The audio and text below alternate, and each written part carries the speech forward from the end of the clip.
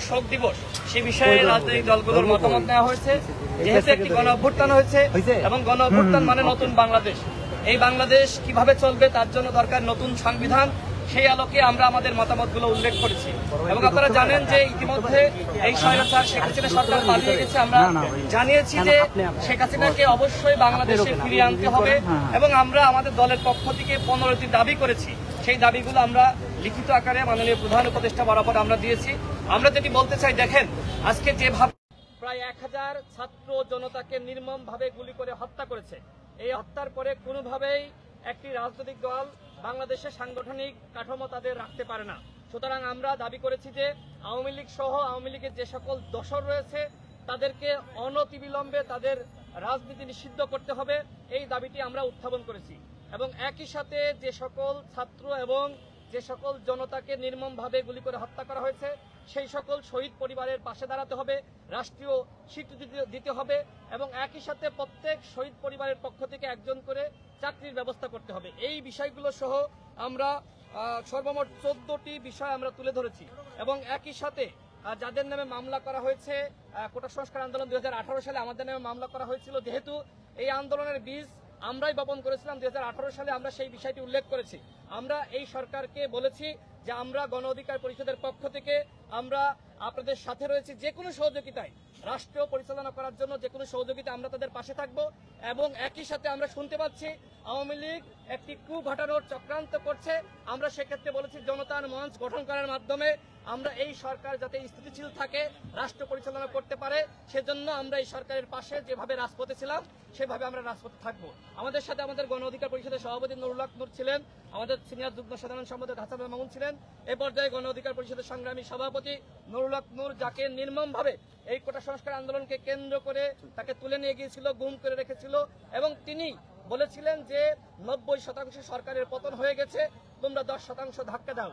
আমরা যেখানে গিয়েছি আজকে এই বিষয়টি নিয়ে তাকে বিভিন্ন জায়গায় প্রশংসা করা হচ্ছে। নুরুল হক নূরকে নির্মমভাবে যেভাবে নির্যাতন করা হয়েছিল তার সুচিকিৎসা দরকার, তাকে যে ইনজেকশন পুশ করা হয়েছিল সে বিষয়টিও আজকে আমরা মাননীয় প্রধান উপদেষ্টার কাছে তুলে ধরেছি। এরপর যে আমাদের সম্মানিত সভাপতি নুরুল হক নূর কথা বলবেন। আপনার কাছে জানতে চাইব নির্বাচন বিষয়ে কোনো কথা হয়েছে কিনা, একটু শেষ করে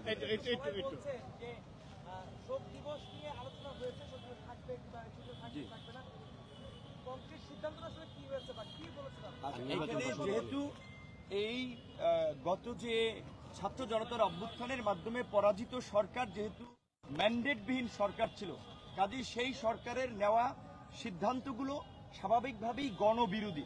আমরা 15ই আগস্ট শোক দিবস সহ বিভিন্ন গুরুত্বপূর্ণ সিদ্ধান্ত যে সরকার নিয়েছে সেগুলো রিভিউ করতে বলেছি এবং আমরা সহ এখন পর্যন্ত যতগুলো রাজনৈতিক দল আজকের এই সভায় অংশ নিয়েছে প্রধান উপদেষ্টা এবং অন্যান্য উপদেষ্টাদের সাথে তারা পরিষ্কারভাবেই বলেছে 15ই আগস্ট, এই আগস্ট হচ্ছে জাতীয় বিপ্লবের মাস। আমরা আগস্ট বিপ্লব হিসেবে এই মাসকে উদযাপন করতে চাই। এটা আমাদের শোকের নয়, এটা আমাদের সুখের এবং শান্তির মাস। কাজেই এই 15ই আগস্টকে কেন্দ্র করে যে জাতীয় শোক দিবস, এই স্বৈরাচারী ফ্যাসিস্ট সরকারের যে নেওয়া সিদ্ধান্ত সেটা বাতিল করা এবং ওই দিন সরকারি যে ছুটি ছিল সেটাও বাতিল করে স্বাভাবিক কার্যক্রম চালু করা এবং আওয়ামী ফ্যাসিস্ট শক্তি 15ই আগস্ট থেকে 21শে আগস্টের মধ্যে ঢাকায় যে তাণ্ডব চালানোর একটা মহা পরিকল্পনা নিয়েছে, সেই পরিকল্পনায় সরকার যেমন আইন শৃঙ্খলা বাহিনীকে দিয়ে তারা মোকাবেলা করবে, একই সাথে আমরা এই আন্দোলনকারী ছাত্র জনতা নাগরিকদেরকে নিয়ে 2-1 দিনের মধ্যেই জনতার মঞ্চ গঠন করে এই গণহত্যায় জড়িত ঘাতক হাসিনার বিচারের দাবি এবং হাসিনাও তার দোসরদের বিচারের দাবিতে ঢাকা সহ সারা দেশের রাজপথে আমরা অবস্থান নেব। পাশাপাশি আজকে আমরা 14টি বিষয় আমরা প্রস্তাবনা দিয়েছি। দেশের বর্তমান প্রেক্ষাপটে অর্থনৈতিক স্থিতিশীলতা ফিরিয়ে আনতে কোনো ব্যবসায়ীর উপরে আপনার হয়রানি না করা, সবাইকে নিয়ে মতবিনিময়ের মাধ্যমে ব্যবসায়ীদের স্বাভাবিক কার্যক্রমের সুযোগ দেওয়া, 64 জেলা এবং 650 উপজেলা এবং থানা পর্যায়ে ওসি, ইউএনও, ডিসি, এসপিদের যারা এই সরকারের সহযোগী ছিল তাদেরকে পরিবর্তন করে সৎ, সাহসী, দক্ষ অফিসারদেরকে নিয়োগদানের মাধ্যমে প্রশাসনিক স্থিতিশীলতা ফিরিয়ে আনা, প্রশাসনের মধ্যে যে পাল্টা কু এবং অভ্যুত্থানের যে চেষ্টা করা হচ্ছে সেগুলোকে রুখে দেওয়া, এরকম 14টি দাবি আমরা দিয়েছি এবং সর্বশেষ যেটি আমরা কথাটি বলেছি, দ্রুত সময়ের মধ্যেই রাষ্ট্র সংস্কার ও জাতীয় নির্বাচনের রোডম্যাপ প্রদান এবং এই যে আওয়ামী পন্থী যে সংখ্যালঘুদের একটি অংশ আপনার যে বিভিন্ন ধরনের প্রপাগান্ডা এবং বিভ্রান্তি ছড়াচ্ছে, নির্যাতন, হামলা মামলার এবং সেটাকে প্রমোট করছে ভারতীয় কিছু মিডিয়া, এই বিষয়ে আমরা সরকারকে জানিয়েছি এবং আমরা অনুরোধ করেছি সংখ্যালঘুদের এই হামলা মামলার বিষয়ে তদন্ত করার জন্য একজন সংখ্যালঘু বিচারপতি কিংবা বিশেষ ব্যক্তির নেতৃত্বে একটি তদন্ত কমিটি করে এই ঘটনার বিষয়ে আপনার ব্যবস্থা নেওয়ার এবং উপদেষ্টাদেরকেও আমরা সংখ্যালঘুদের সাথে মত বিনিময় করার আহ্বান জানিয়েছি। কারণ বিপ্লব উত্তর বাংলাদেশে কেউ অনিরাপদ নয়, সকলে নিরাপদ এবং সকলকে নিয়েই আমরা আগামীর বাংলাদেশ গড়ে তুলব এবং সেই বাংলাদেশ মানবিক সমৃদ্ধ বাংলাদেশ গঠন করার জন্য উপদেষ্টাদের যেই সময় প্রয়োজন, যেই সহযোগিতা প্রয়োজন তার সবটুকুই সব রাজনৈতিক দল করবে, সেই কমিটমেন্ট উপদেষ্টাদেরকে তারা করেছে। আমার একটা প্রশ্ন আছে কি, যেহেতু আপনারা কোন সমস্যা আন্দোলনের শুরু করতে পারছেন 2018 সালে, এখন তো সমাধান হয়েছে, একটা গণতন্ত্র হয়েছে, সরকার পরিবর্তন হয়েছে, আমরা দাবিও পূরণ করছি, কিন্তু 16ই জুলাই যে আবু সাইদের নিহতের দিনটাকে রাষ্ট্রীয় কোনো দিবস কিংবা একই সঙ্গে এই 5ই আগস্ট যে ঘটনাটি ঘটলো গণতন্ত্রের দিবস থেকে বিজয় দিবস এই ধরনের সেকেন্ড জেনারেশনের দিবস থেকে আপনাকে উদযাপনের রাষ্ট্রীয় কোনো স্বীকৃতির বিষয় আছে কিনা? কিনা বা কোনো আওয়াজ করছে? হ্যাঁ, আমরা অলরেডি বলেছি যে আগস্ট মাসকে অক্টোবর বিপ্লবের মতো আগস্ট বিপ্লব হিসেবে জাতীয় পর্যায়ের স্বীকৃতি দিয়ে এটা পালন করার, এবং আপনারা জানেন যে এই মুহূর্তে এই সরকারের জন্য চ্যালেঞ্জ হচ্ছে আইন শৃঙ্খলা পরিস্থিতি স্বাভাবিক রাখা এবং জনজীবন তথা বাংলাদেশের পরিবেশকে শান্ত রাখা।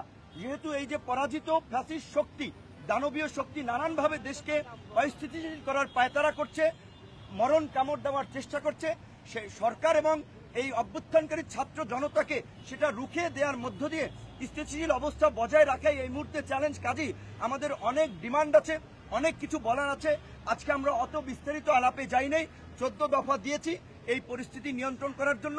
15ই আগস্ট নিয়ে যেহেতু আপনার 2-1 দিনের মধ্যেই দিবস আসছে, সে বিষয়ে সব রাজনৈতিক দল বলেছে, আমরা সেই বিষয়ে সিদ্ধান্ত দিয়েছি আবু সাইদ সহ নিহত সকলের পরিবারকে যথাযথ ক্ষতিপূরণ দেওয়া, দ্বিতীয় মুক্তিযুদ্ধের বীর শহীদদের সঠিক তথ্য এবং তালিকা করা, মুক্তিযুদ্ধের শহীদদের মতো যেন তাদের প্রতি অবিচার করা না হয়, ভুল তথ্য না থাকে, সেই বিষয়গুলো আমরা জানিয়েছি।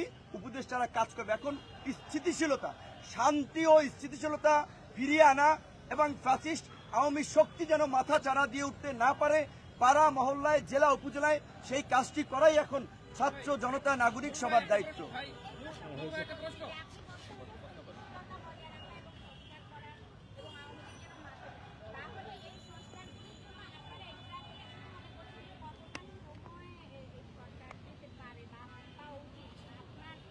না, এখন দেখেন আমরা তাদেরকে বলেছি যে আপনার এই দ্রুত সময়ের মধ্যে না, আমরা এই মুহূর্তে উপদেষ্টাদেরকে বিব্রত করা বা চাপে রাখার জন্য সময় কিংবা টাইম ফ্রেম নিয়ে কোনো আলোচনা করি নেই, বরঞ্চ তাদেরকে আমরা শতভাগ কনফিডেন্স দিয়েছি তাদের যতটুকু সময় এবং এই অভ্যুত্থানকারী জনতার পক্ষ থেকে যত ধরনের সহযোগিতা আমরা করব। আমরা এটা নিয়ে অস্থির নয়, অন্যদেরকে আমরা ধৈর্য ধরার আহ্বান জানাবো।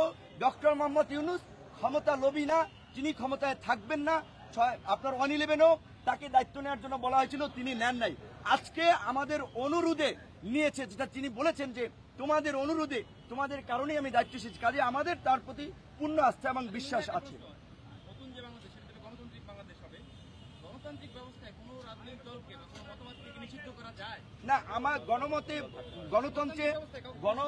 গণতন্ত্রে বহুমত বহুপথ থাকবে, কিন্তু পৃথিবীর বহু দেশে নজির আছে যে মানবতা বিরোধী অপরাধে জড়িতদের বিরুদ্ধে আইনগতভাবে পদক্ষেপ নেওয়া, তাদেরকে নিষিদ্ধ করা। জার্মানিতে নাৎসিদের নিষিদ্ধ করা হয়েছে, আপনার ইটালিতে মুসলিনের পার্টিকে নিষিদ্ধ করা হয়েছিল। এবং আমরা বলেছি এই যে বিচার হবে, জাতিসংঘ আপনারা জানেন পূর্বেই একটা আন্তর্জাতিক তদন্ত করার আগ্রহ পোষণ করেছে।